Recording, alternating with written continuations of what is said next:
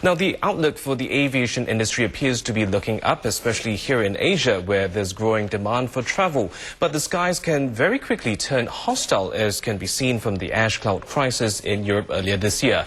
What can airlines do to brace themselves for such unexpected events? Let's find out in this week's Sector Spotlight. Ash from a volcano in Iceland shut down much of Europe's airspace for 6 days earlier this year, disrupting travel schedules and leaving thousands of passengers stranded. And it added further to the turbulence that airlines across the world have been facing in recent years. But more than just hurting their bottom lines, observers say the crisis showed that airlines need to be better prepared. Some note that airlines and airports could have made better use of their website and social media platforms like Twitter and Facebook to give updates to their customers. It is critical for airlines and airports to be open 24 hours a day, online, through social media.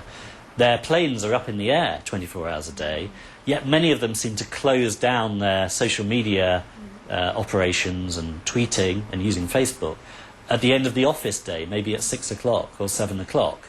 And then you hear nothing from them until 9 o'clock the next morning. Secondly, they need to learn to communicate more often.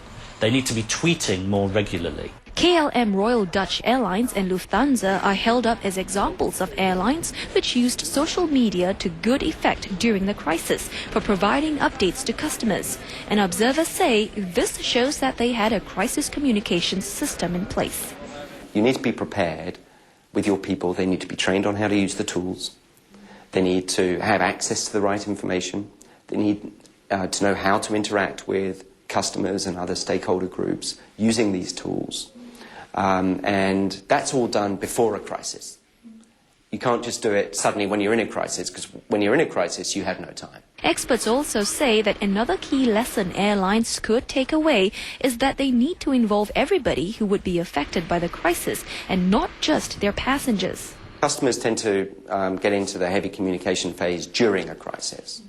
But all the government authorities, perhaps your partners, like your distributors for other businesses, or in the case of airlines, you know, they're going to have a lot of other partners affected by that kind of crisis, like their suppliers of food, right? And their on the ground catering services, etc.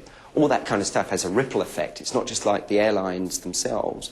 So you all need to be able to act together and be sharing information so that you can make smart decisions together. According to IATA, the ash cloud crisis cost the airlines about $1.8 billion in lost revenues.